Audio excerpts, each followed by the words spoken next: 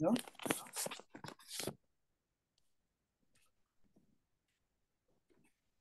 Morning, everyone. Great to see you. Thanks for joining me on our session number 2. I changed my mind. So I was going to go do the East, but then I remembered that I am doing 6 weeks, not 8. So I need to double up a couple of things. So I decided to go to the South on our map, and we'll do East and West together next time. So I did some more slides because why not? It's sometimes helpful to have a visual. And so we'll do those in a moment. And I also a couple of things I forgot to say last time that I wanted to add. One, just as a reminder, it's about wholeness, not perfection. So we are not aiming to be perfect, in case that helps everyone. But it is about being in our whole self and learning. For me, it's about learning to know where I'm operating out of. So I had another thought around, the beauty of this being a map. And the idea that if I said to you, here's a map of Europe, I know all about it. Here's the territory, but I'd never actually been there. That's only one level of kind of understanding. So the point of any map is that the map is not the territory.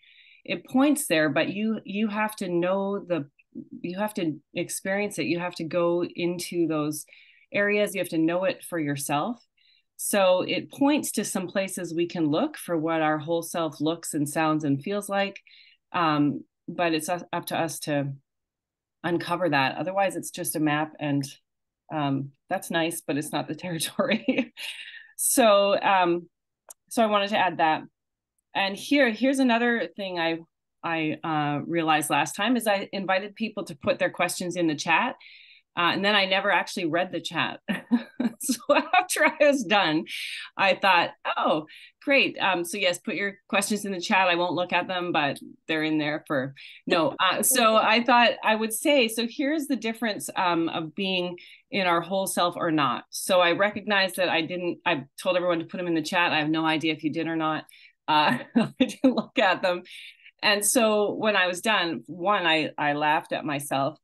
And then, so if I'm in my whole self can say, oh, whoops, I might want to let everyone know that I did that. Say, here's what I'm going to do this time. I'm going to actually check the chat, or someone could, I will try to do that. So that I know what to do for next time. I can I can change it. As opposed to if I was in my parts, this is how it would have sounded to me. Oh my God, I can't believe you did that. You did this whole, webinar, and everyone came, and then you didn't even answer the questions. What if there was really important questions in there, and I can't believe you missed it? No one's going to want to go to the next one. And pretty soon I'm in a spiral. I'll end up with something it says about me, that I'm that kind of person that would do that, or, so that's the difference between your whole self. Just gives you like here's something you missed. You might want to fix that or not.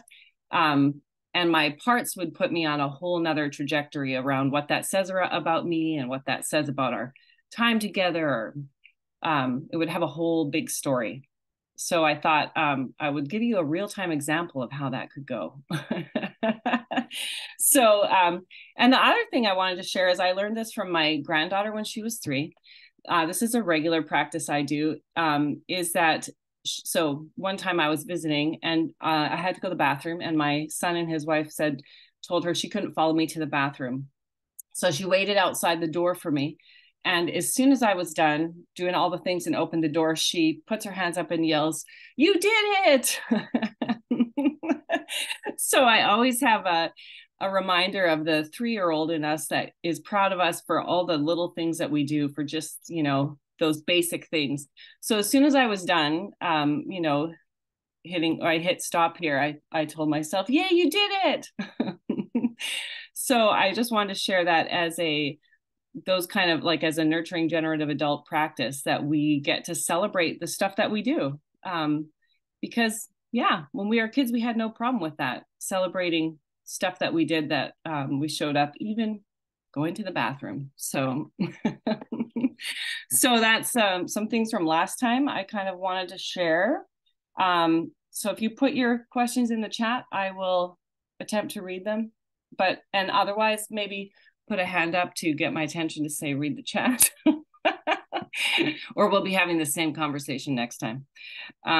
Okay, so that I think is what I wrote about saying. So I'm going to, does anyone have any questions about last week or any ways that you were working with your NGA that you might want to share, or anything that came up for you? I'll give you a moment. And there doesn't have to be. I did a couple times ask myself, who's writing this email? And the times that I asked myself that, I ended up not sending the email because I realized it was coming from a place. So it just like helped me to see, like we can say who's asking this question, who's responding this way, whatever, and it like even can apply to an email. So it just was sort of funny that it was like, oh, this part of me is sitting behind the computer right now, and I need to just get up and walk around and give it a breathe, some space. So, Wow, awesome. yeah. Yeah. I mean, I think the most valuable thing about it for me is that ability to say who's speaking, and to find yourself. Where am I in the map at any given time? Like, I think that's the beauty of it. And then it has hopefully we're doing it without criticizing ourselves, and we're able to really get curious about, that's really interesting. I seem to be stuck in the middle of the circle right now. I wonder what that's about. So yes, I see your raised hand. Go Annette. Hi, Becky. Hi. I have a question, and if it feels like, too much, you don't have to answer it right now. But so I have been revisiting the Enneagram in recent weeks, and our family had a little bit of a staycation this weekend, and I invited all of my two, 18 and 19-year-old teens and my husband to take the test, and then we talked about our Enneagram types. I'm wondering what you think of, how familiar you are with the Enneagram. I think the thing that I'm stumbling over is this idea of like, we have to be whole in our parts to work on ourselves. I don't even know if that's the word we would use. I understand this idea of welcoming back our shadow parts. Just thinking for people who maybe are earlier on the journey of self-awareness. The Enneagram's really focused on, to be healthy too, you want to work towards this. Yeah. Be aware, this is your core fear, this is your core need. How do you see those? How do you see that messaging? Is it really impossible to work toward fullness when we're still in our developing fragmented parts? Maybe that's my question. Okay, there's a few things we could say about that. One, I do love the Enneagram. I'm a 9-1. So yes, and I think the beauty of the Enneagram is that the move towards wholeness. It's not an excuse to just stay, well, I'm a 9, I avoid conflict, and that's who I am. And I can see that, for me, going into my parts is going to take me into the direction of the 6, if we're talking Enneagram language. So, but also if the Enneagram is about how we were wounded and how we put ourselves together, most likely we're going to find ourselves in our parts, even, in that number. And so the invitation to mature, I think, is I'm still going to be a 9, but I'm not going to be a conflict avoiding 9. Right? For me. So does that kind of answer that? And there's different kind of models, like in the IFS model, they use a different, if we just ask our parts to separate, our self with a capital S will be there. So that can happen at any age too, right? And so I put a slide in there again around the C's, the C words that are the cheat sheet about our whole self that IFS uses. So someone being in compassion or connection, it's a mark of being in your whole self. So, but I think it is the work of everybody that we have to understand how we put ourselves together as our you know, with our subpersonalities, our survival story, doesn't probably matter what our Enneagram number is, and what's our sacred story, who are we in our whole self, which I think all of us have to do that work, separate that. So I'm not sure if that fully answers it or not. I think I'm just one of the things I'm trying to nuance is when we start learning, whether it's through the Enneagram or through this model, our sub-personalities or our shadow selves or our vulnerability.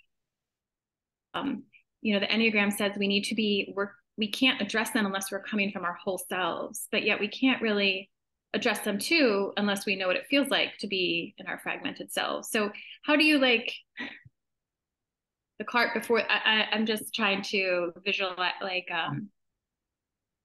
does my question make sense? We do have to be in our whole self in order to heal our fragments, yes. Which is why I like this model, because it does give you some ideas of what that could be and some ways that you could cultivate more access to your whole self. Okay. Yes, it's always there, but so today we're going to do the South. So how do we deepen into that connection in our South? And also that each of us is going to find ourselves stronger in one area of the map than others. So you might, you know, like last week, you might have thought, oh, I know my nurturing generative adult, I have a really strong one. Then chances are you'll find yourself not so strong in the South, which is where we're going to go today.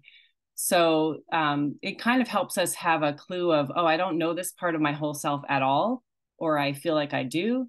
And so then we are wanting to deepen our connection to that particular facet, to strengthen it, to do some practices around it. And I think the map helps, because then we go, oh, that's definitely an area I need to strengthen or I need to grow in. And so it helps us, you know, kind of learn the difference. Like our fragments we're really familiar with that. I know what being in my inner critic sounds like and feels like. I know how to hammer myself with lots of thoughts. I don't know how to step out of that and be in a larger story. So that's what we kind of, and it does take some work. It does take some back and forth, some experimenting, some figuring out. It does take some work, definitely. So, okay, is that good? Okay. Ethan, I see a hand. I see two. Does it say this one? Yeah, all I was going to add was I was just going to kind of piggyback onto that. I mean, I know certainly when I read Wild Mind the first time, I was struck. I hadn't done the Enneagram until maybe like a year and a half ago. Like I'd read Wild Mind before that, and I've spent a lot of time with archetypal work from like Joseph Campbell, Robert Bly, Robert Moore, whole bunch of time with that. And I think maybe Plotkin stuff resonated really well with me because of all the archetype work I've done before. And then my wife really encouraged me to do the Enneagram test, and I did. And there was no big shockers that came out of that for me, but it's funny. I mean, even after we watched like when I was reading through my Enneagram stuff, I was almost instantly translating it into the archetypes because I'm really familiar with that. But as we were watching the video yesterday, like when we finished, we actually had some dialogue around just how much overlap there is between the Enneagram, Wild Mind, looking up a little bit on the IFS because I wasn't familiar with that, and the archetypes. I think I don't know, I guess for me, I view them all as a variety of tools, and whatever tools seem to kind of resonate best or make the most sense, they're all, I sort of feel like they're all leading the same place. So just yeah. I remember hearing Bill talk once about somebody asked him about the Enneagram and how it was, and he thought it was related a lot to our core wound, which we're probably not going to super get into, but that each of us has that place that, which is where the light gets in, that core wound that we all carry. So, and yeah, so, okay. All right, let's move on to our, I'm going to share my screen here. And if any of you are interested, you can always go into the Enneagram. Lots of books written about that. And it is a great growth tool. Okay, so we're going to share, I'm going to do my sharing of my screen here and we're going to move south this week. So, okay. Oops, I just have to then close. This is why I missed chat, because I close it so I can see my screen. Okay. So because I wanted to devote a little more time to the south, we're going to combo the east and west next time. So this archetype, Bill calls our wild indigenous one. My friend, like I said last week, calls our full-bodied lover of life, which I also really like that one, because some of the key things about the south is, of course, it's embodied. We're living in our bodies. It is a lover of life, and it's emotional capacity. It's where we're very much in our emotions. Okay, so we're going to, there we go. Okay, so here again is our map. If people missed it last week, just to remind people that our whole self is on the outside, fragmented selves are on the inside, and we want to be able to discern where we are at any given time, outside or inside. And that just helps us get help then, if we need help to get us back into our whole self, or if we can do it ourselves, have those conversations. But yeah, we want to be able to, like Beth did with her email, know who's writing this letter. So last week we did the North, which we're not going to go into, but our NGA, the one that can hold everything, our best parenting self. It is the elder, the teacher. Very important to healing our wounded children. And I use the image of the inner classroom. I still really like that. I'm trying to give you more images around this kind, it's like our welcoming all of our parts. So I wanted to add, one of my favorite ones for me is inviting all my parts to the table. So, and this isn't, just throwing them snacks. This is like setting out your best things, because these are beings that these are parts of you that you need. That yes, they're stuck in some extreme roles, but we're not getting rid of any of them. We are inviting them all to the table. This is my own inner counsel. This is my ability to relate deeply to my inner world.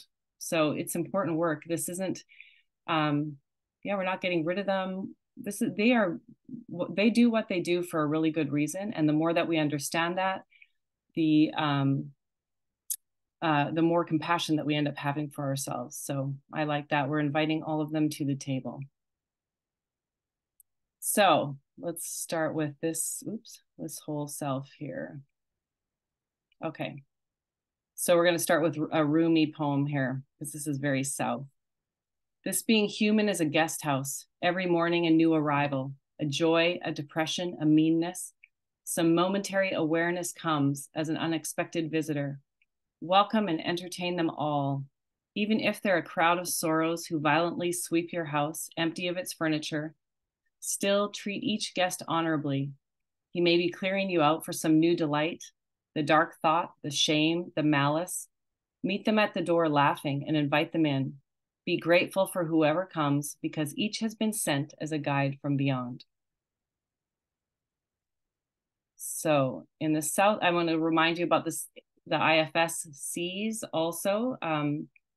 So they're just a great cheat sheet to kind of have what does it feel like to be in my whole self? If I'm experiencing these things, calmness, curiosity, compassion, confidence. Today, I think the South really is good at confidence and connectedness. It's a key feature of being in your South. Okay. So in the South, here's some images that I have for this aspect of ourselves, our full-bodied lover of life. This being in the South facet of our wholeness, we are able to name our emotions, find them in our body. That's an important key that I think a lot of us don't actually, we don't know how to do. This is a full-bodied feeling place. All emotions are welcome. We know what to do with them. We take our cues from them. We are emotionally alive. this part of us is also touched and moved by the things of the world. So in particular, nature, this part of us is in love with the world around us. It's filled with wonder and awe. It lives as if our place in the world matters. This, and I think of the south of us, this place knows that we belong. We belong as fully as any being, as any wild creature, as any tree. You don't see an oak tree trying to be something else. It's just fully itself. The south of us knows how to be fully ourselves and belongs to the earth just as fully as oak belongs. It's embodied. It knows how to track sensations in our body. And this part of us is also sensual. So it's our sexual, sensual self. It's important for a lot of us. This has really been cut off, especially if we grew up in the church. This was a facet of ourselves that we learned to be afraid of and was, really repressed. The South and the West tend to be repressed in our culture. So this aspect of ourselves, we didn't get to really explore. We're going to do some work with emotions today, and sexual excitement is a core emotion, and most of us never learned that, let alone learned how to work with it. We mostly learned to be afraid of it. So this is the South of us knows how to be deeply embodied in all those ways. Oops. Oh, sorry, I don't know why I did that. Let me just skip to them. I must have, okay. So this part of us also, when we talk about Indigenous, we're talking about the ability to belong to place, that each of us in our family line way back has people that belonged fully to place. Their stories came from place. My Celtic ancestors, the Cailleach was this, the feminine, a sacred being, whose one of her stories is she created the mountains by dropping boulders out of her apron. So people belonged deeply to place. They made sense of themselves and the world around them from place.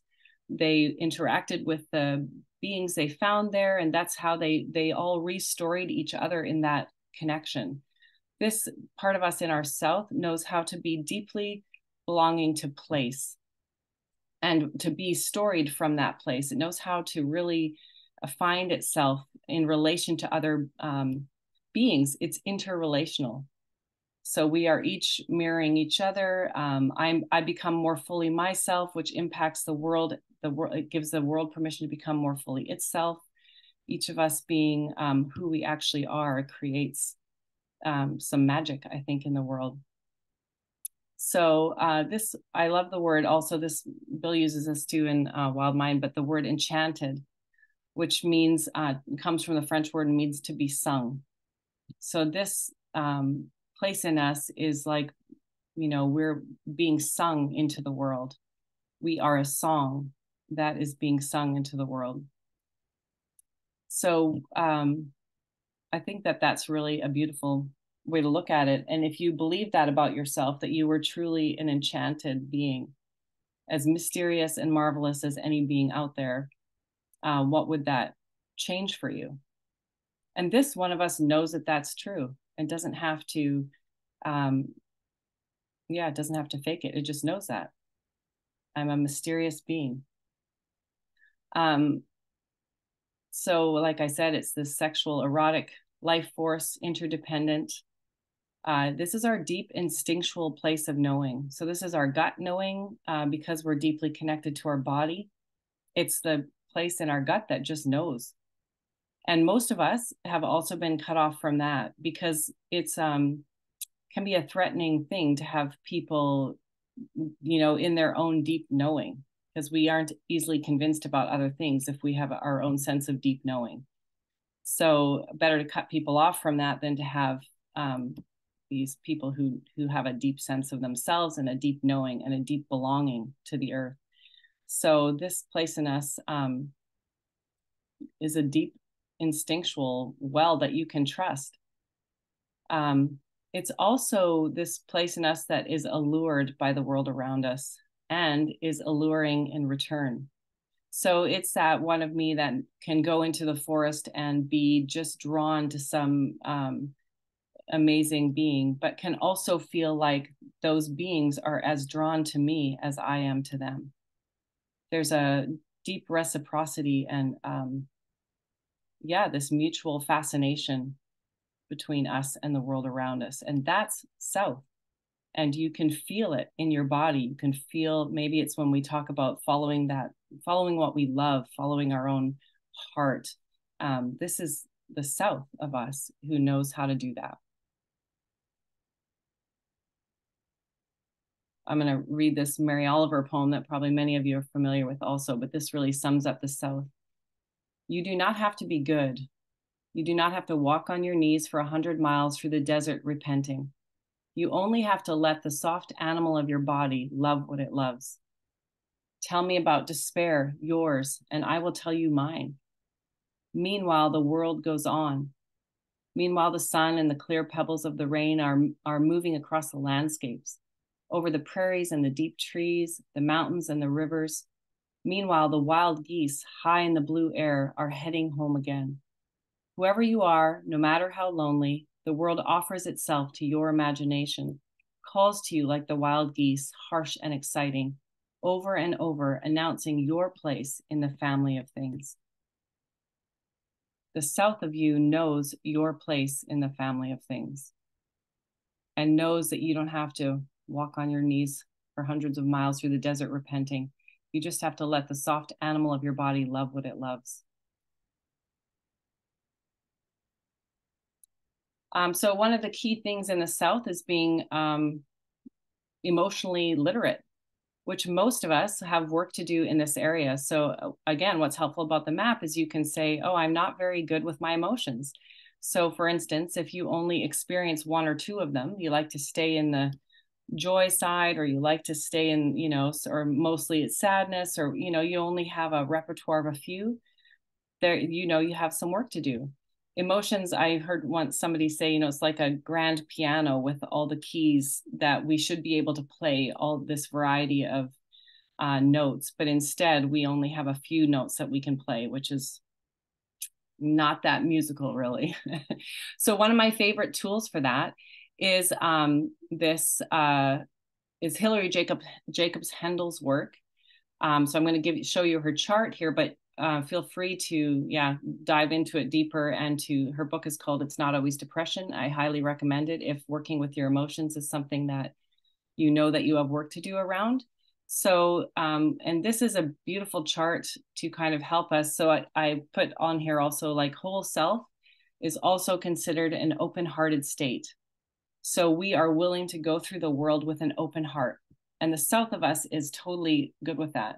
And that's actually a physical sensation. You can feel that you are open, you are expansive, you're willing to take in the world and be taken in by it, as opposed to being protected and, really guarding yourself or being hunched. Like, just, protection parts have like a shrinking in kind of feeling. Whole self has a really expansive, open sense. So what I love about this chart is that in order to get to the open-hearted state, which has our C words also, you're going to need to be able to move through your core emotions. And since most of us were not allowed certain emotions, definitely anger is usually one of them that we weren't allowed, maybe even discussed, sexual excitement for most people for sure. We just weren't allowed a lot of these emotions. And so when we inhibit an emotion, we move up the triangle into shame, guilt, and anxiety, or any of our defensive strategies that we use to avoid emotions. So I would also say in this work that our parts, we're going to find our parts in our defensive strategy. Like if I'm in my inner critic all the time, I'm in my defended self. I'm in a defensive strategy. There's a reason I'm doing that. Shame, guilt, and anxiety can have that same, I'm protecting myself. So I'm in a defensive strategy. I'm in one of my parts. So in order to come out of them, one of the ways is to move down through, to ask myself, what emotion am I avoiding? Is there something here I'm not willing to feel? And can I open myself to letting myself really feel it? And this isn't thinking about emotions. This is actually feeling them. Emotions have an action to them. They require something of us. They are embodied. So we want to be able to find that in our body, name it, be willing to create space for it so that we can feel it. Even, we might, like joy, for instance, we actually might not be that familiar with even letting ourselves, like, what does joy feel like? How do I know I'm feeling joy? What's the sensation that goes with that? Where in my body do I notice it? We want to be able to be fluent with that. And for most of us, that's something we're not really good at. So the South of us does know how to be with emotions, difficult ones included. So I would suggest that most of us need some work in this area. And especially even if we notice ourselves, right, apologizing for our emotions and saying, I'm sorry, I don't know why I'm crying, or, most of us do that. We want to apologize for having feelings. This South of us would be not apologetic. It's like, I'm having my emotions, thank God. That means I'm alive. So the South of us is great with feeling the emotions. And again, that doesn't mean I'm acting on all of them. And, because coming from my whole self, sometimes the point can be just that I'm feeling them. And then I'm deciding what it is I'm going to do with that after from my whole self. So I'd highly recommend looking into her work if you want to go deeper with that. And just to have, again, in hers, core emotions that we're talking about press up for some kind of expression, and our defenses and our parts want to move down for containment. So also want just to say, even in body things, if you experience a lot of tension in shoulders and neck and upper back things, that's often where a lot of our parts, our protective strategies, are working to contain our emotions. This is what they call in body work often the lid muscles. So we're keeping the lid on it. And so we can have a lot of tension around that. So we want to get to know what is our emotion calling us to do? What's the action that it wants? And then our adult self decides what we're going to do with that. So it could be like you're hearing from the angry one of you from inside the circle, and you're getting, you've invited it to your table. So you're having this conversation with your angry one, and you're saying, tell me what it is that tell me about this anger, and you're willing to feel it. And then maybe adult you decides what you're going to do with that. So becoming, this is, something to really explore the emotional capacities that we each have. So again, I'm super passionate about people finding their emotional selves. So just asking yourself, which ones do you find more difficult? What is my repertoire? One key can also be, does my emotion match the experience? That could tell me if I'm in my full open-hearted self, or if I'm in a part having a meltdown about something. That can be different also. So we want to just kind of get curious about this whole, this way that we are with our emotions. So that's something to ask yourself. And then asking too, what's your relationship like to your body? We've often, this part of us is, as I said, like deeply embodied. So do you feel at home in yourself? And most people don't. We don't realize that we're not even living in our body until we come home to it, and then realize we might have been living around it, especially if we've had trauma that has caused us to leave our body. We aren't really inhabiting it. So that's something to get curious about. Am I living in my body? If I'm not, I'm going to be having trouble with the South part of me. I won't be in my whole self in that area. So I want to be curious about that. And then I might want to do something to help myself become more embodied. So that's okay. One of the meditations I like that you can also check out, because Tara Brach has it, you can check it out online, but it's called the Rain Meditation. I might do it a little differently sometimes than hers, but this is a great tool for you if you're working with learning how to allow emotions. And it has a lovely acronym so you can remember it.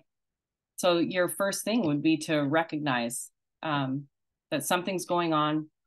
So you want to notice there's something there, a sensation in your body, or there's a thought. that's happening, this is true about being in the map also. It's like, first, we just want to recognize, we want to pause and say, where am I? Who is this speaking? Where's this thought coming from? And then we want to have a moment of being able to just allow it. Can I allow this sensation? There's something building, it's uncomfortable. I don't know what to do with it. Can I just allow it? Can I let this sadness just be here? And I'm not going to judge it or do anything about it. I'm just going to allow it. I'm welcoming it to the table.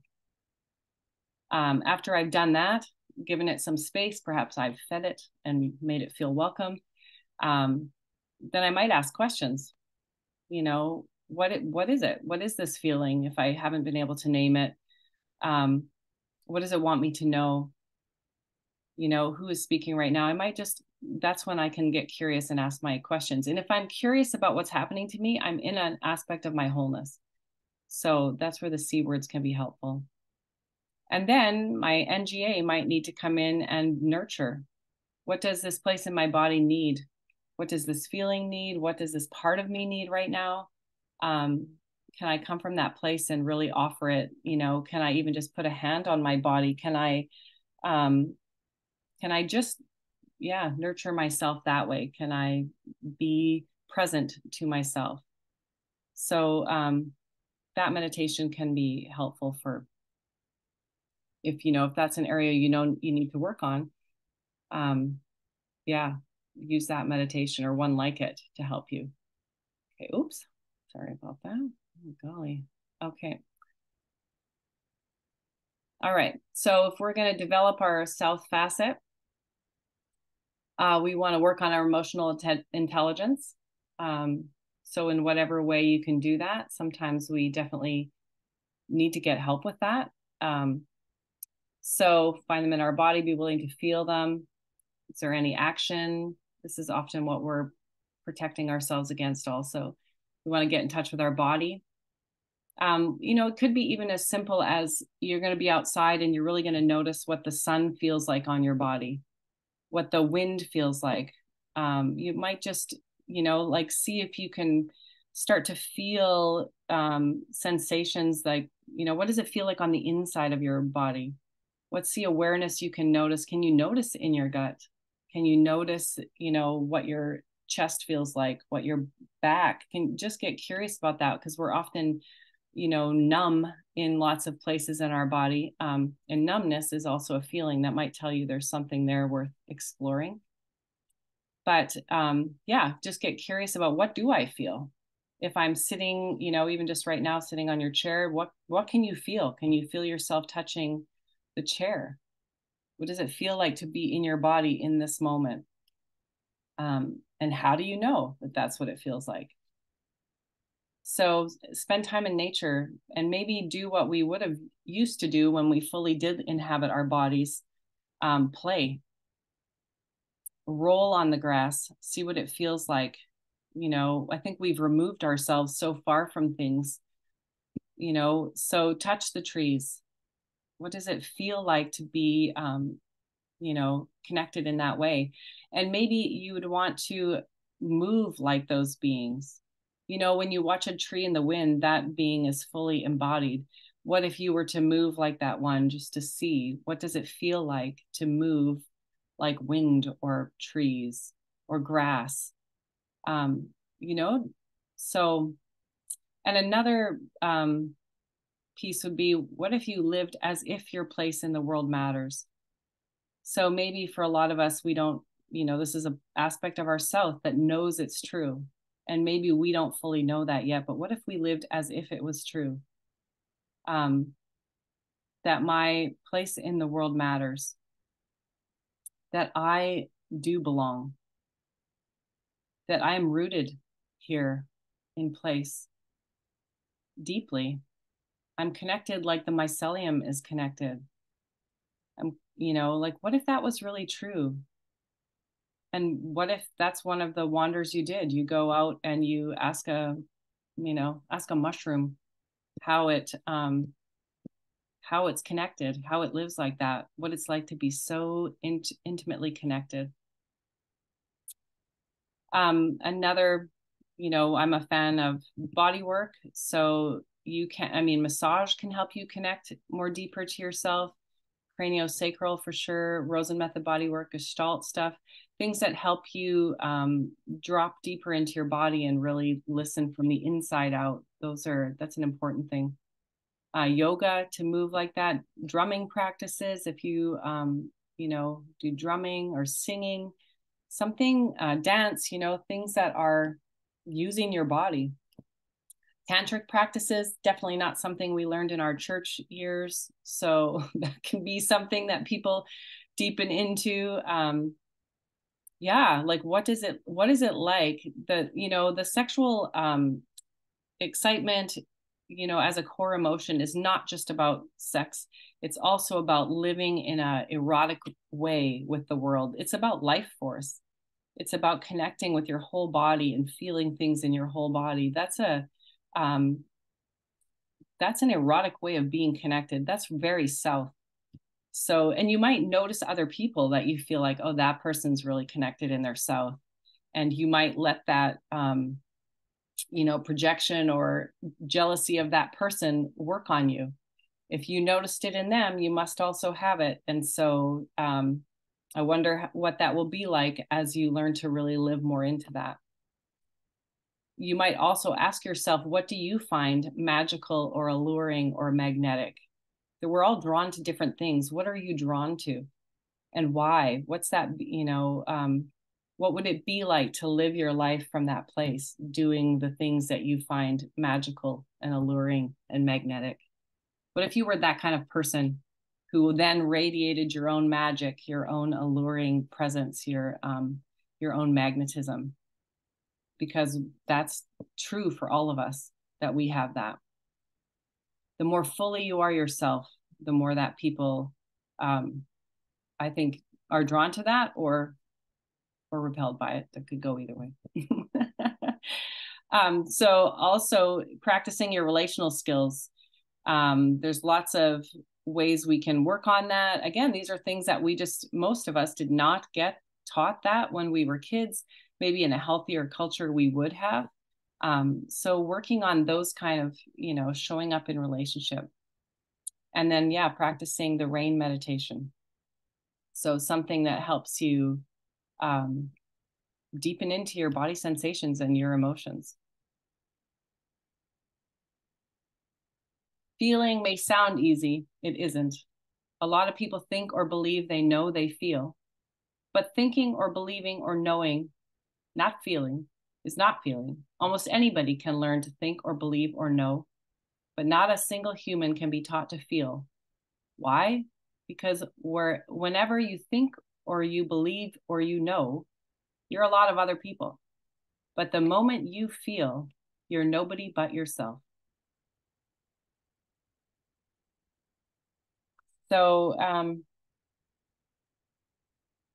that's all my slides. I'm just gonna stop sharing my screen and we can have a little chat about it here. Okay, wait, now I will check the chat. Okay, yes. So I think of that, the line from Mary Oliver's poem, let the soft animal of your body love what it loves. I picture that being, maybe following, let's say, a cat who loves to lay in the sun, or something that just, you feel like it coming out of your animal body, that you want to just follow this thing that you love. How else do I want to describe that? I think your best teachers are from the wild world, because they know how to be fully themselves and live in their wildness and follow what they love. So maybe it's even, the cougar stalking something, but it's deeply embodied. I picture it like that, letting myself follow what I love and that I can feel, like I feel it in my own heart, letting myself be drawn, go in that direction. I don't know. Is that a good, does that give you any kind of clarity? Not so much. Yeah, does anyone else have any questions or any thoughts around that? Or what's your connection to the south of you? How embodied do you feel? What's your relationship like with your emotions, or your own wildness? This is that, you know, the wild side of us. And so I think sometimes people see that word and think, oh my God, I have to be like a out of control wild, or something, but it's not that. It really is being as wild as any being. And what we learn from the wild world is that they are just fully themselves. They don't ever try to be somebody they're not. And I think that's the big piece of, you know, this part of this work is uncovering who am I really? And it's going to look different for each of us because we're all going to have those things that are the soft animal of our body is drawn to. It's going to be different for each of us. But learning to let ourselves, you know, trust. Like I think the South is also has a trust. I can trust myself. I'm not a crazy, you know, when I'm in my whole self, like I can trust that. It will not steer me wrong. So, yes, go ahead. Yeah, so I'm thinking about, again, the Enneagram is fresh in my mind, forgive me, but, you know, recognizing that there's certain types of people who may be more in touch with the feeling of anger, right? Like let's say an 8, but are, and maybe can feel that in their bodies and recognize it. But would this model say, that's a starting point, but you need to, how easy, maybe I'm wondering, is it for someone who is more suppressed in their full-bodied emotional self, doesn't feel that connection with nature, isn't so in tune with the full spectrum of emotions? How much growth is possible? Maybe that's my question. How much growth is possible for someone who is just more limited in their emotional spectrum? Personally, I think lots of growth is possible because we all have this. If we all have a South facet that is deeply emotive and deeply embodied, then that growth has to be possible for everybody. But some people are going to be less, you know, they're going to find themselves in different places in the circle, or they're stronger. Maybe that person is stronger in their West capacity and not in their, you know, like it's going to be that. But the growth is possible because we were all given a keyboard to play with our notes. So, and even if someone's strong in anger, I would wonder, well, where's the other side of it? How are you with sadness? How are you, you know, and also to say that the feeling of the emotions is not the same as somebody who's an explosively angry person. That does not mean that person is actually in touch with their emotions, because that emotion can be a defensive strategy. That doesn't mean I'm feeling it. In fact, if I'm exploding and dumping my anger, I'm actually dumping it so that I don't feel it. Because that ability to hold a sensation of anger scares the shit out of most of us, because it's a deeply embodied, and it requires some kind of capacity to hold it. So let's say when we're kids, we had an overwhelming experience of anger, which we all did. Rage, even, so, you know, something that because these are core emotions, they just happen. So let's say that experience just happened, but we either were met with anger in return, or with nothingness, or we scared ourselves with the capacity of that experience. So our parts come in and shut it off and lock it up somewhere, and that can simmer like a volcano somewhere. So I can be erupting from that all the time without actually feeling it. And in fact, that can have here, you hold it. Here's my anger. I'll give it to you, but I'm actually not in touch with it. Because if I want to be really in touch with it, I'm going to have to get in touch with that young part of me that also felt it in the first place. And so even on the map, the reason that the South is connected with our wounded children also in the South is because we're going to have work in both of these areas here. We're going to have to work with our wounded children, who are the ones that are often carrying this, you know, the suppressed emotion that all our parts are trying to keep down. So there is a whole self way of being in touch with emotions, and there's a fragmented way of exploding or suppressing or misnaming. Like that can all come from the inside of the circle. So but our whole self, if we were really in the whole self, where, you know, emotions have about a 90-second wavelength. So I'm going to be in that emotion. I'm welcoming it. I'm finding it in my body. I'm feeling the sensation. I'm letting it do its thing. It's moving. It's not stagnant. It's like the river moving. It's moving. I'm then maybe taking some information from it. Maybe my boundaries were crossed. Maybe there's something I need to do about it. There's something I need to say or do or resource myself with, and then I'm letting it move on. But I'm not trapped in it. I'm not, you know, again, the spiral piece of it's one thing to feel sadness, it's another to only feel sadness or to constantly feel it, or for the sadness to take me into what it says about me and life and in general and how everything's like, that's different. But feeling sadness, giving myself permission to be, you know, oh, here you are, sadness, like the guest house, welcome everything. That is different.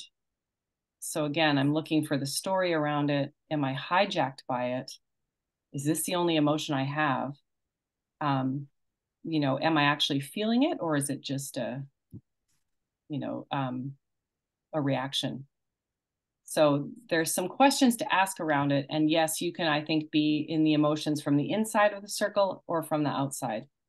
Again, that outside how you, I think, know is also that the emotion leads you to an open-hearted state. If you're just feeling it and you don't end up open-hearted, that was not a core emotion. That was, if it pushes you into some kind of, well, now I can't make eye contact, now I can't. You know, now I'm in my defensive strategy, now I'm eating, now I'm doing all these things. That was not a core emotion. That was a defensive strategy. That was something else. That was a part.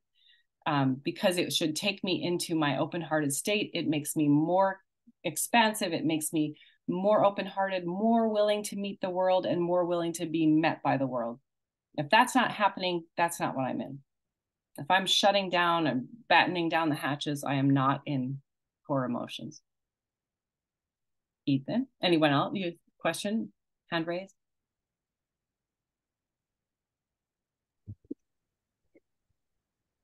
I just thought I'd speak to that a little bit as because that's where a ton of my own personal work has been, for sure, over a period of time. For what it's worth, Annette, I'm dead equal an 8 and a 1 on the Enneagram. And other than having I really have had a lifelong deep connection to nature, but all of the rest of the emotional embodiment, I mean, I lived most of my life being taught to, and then kind of priding myself on being able to keep a lid on my emotions and just sort of maintain the same stoic state no matter what was actually going on. So I mean, the South for me in Bill's model is a ton of work.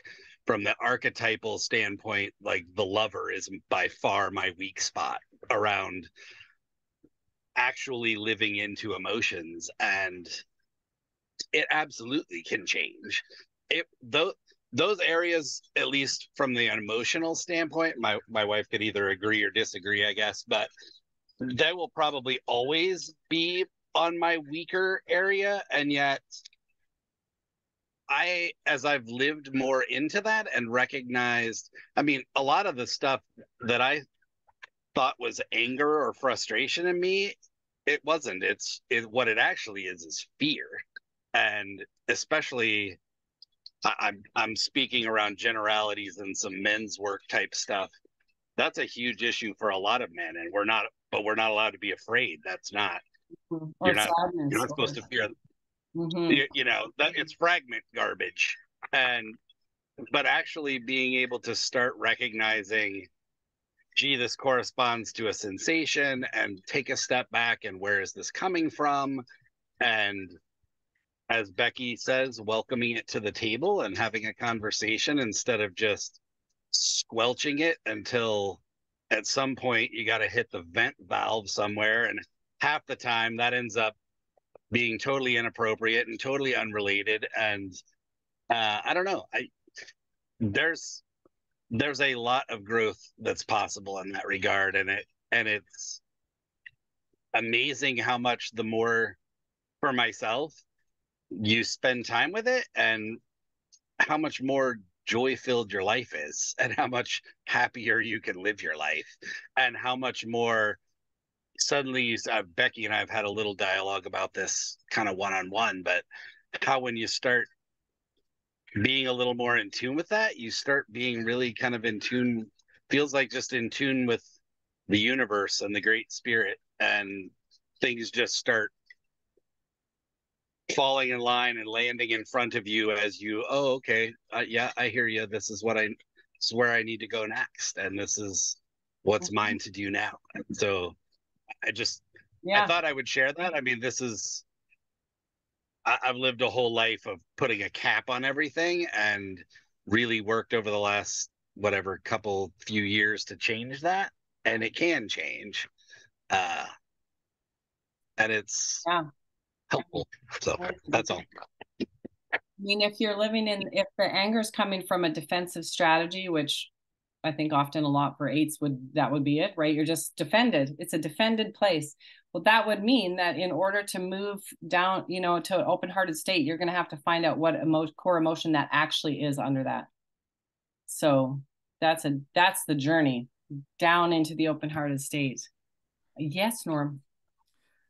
Just a quick comment on that, what we're talking about, keeping the lid on. I had never actually connected the two, that what you mentioned about the muscles when they get tight on your neck and shoulders. And was there anything else you could add to that, or is that just a very straightforward possibility of a physical reaction to, an emotional lid?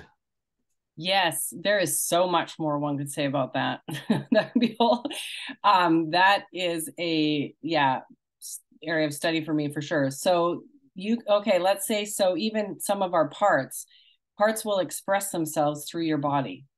So that's why having the sensation and getting in touch with what is that sensation? What does it, does it have a color? Does it have is it twisting? Is it pushing? Is it, like, what is the sensation in my shoulders? Am I pushing down? Am I, squeezing? That will tell you, if you get curious about that, what kind of part is behind it.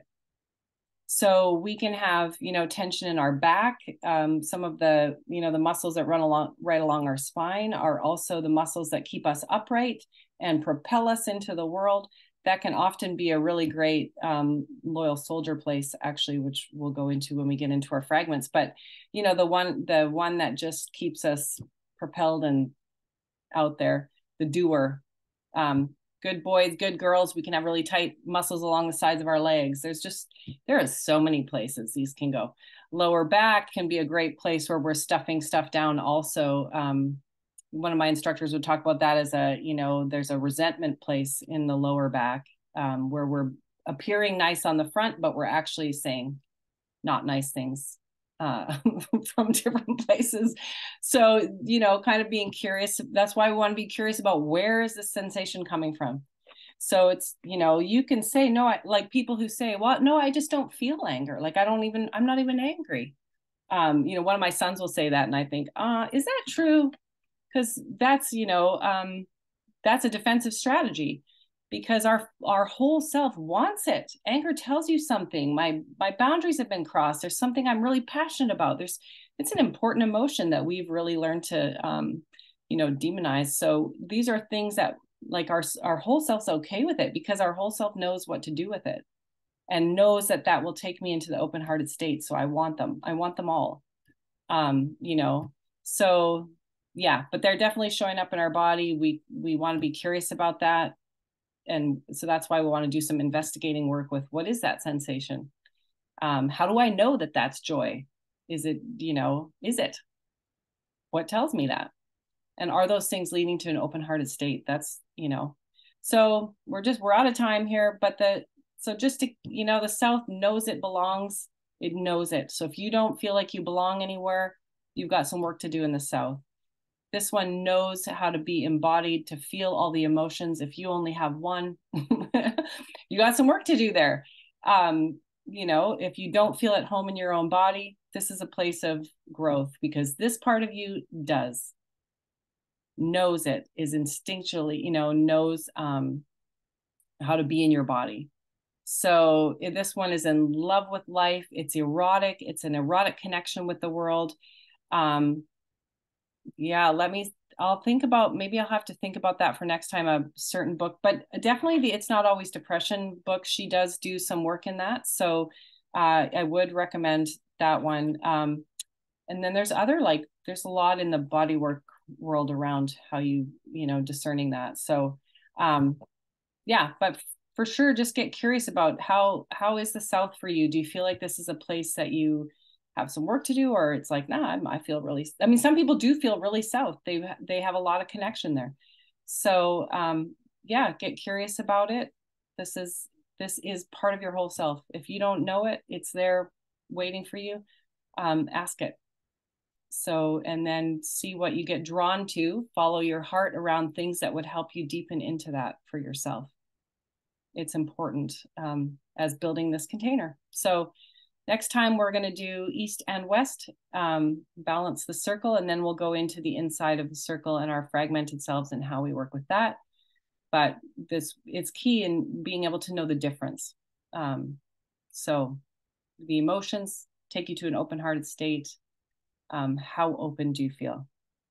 And we can be open even if a lot of stuff has happened to us. We can actually be still open-hearted human beings willing to meet the world from that place.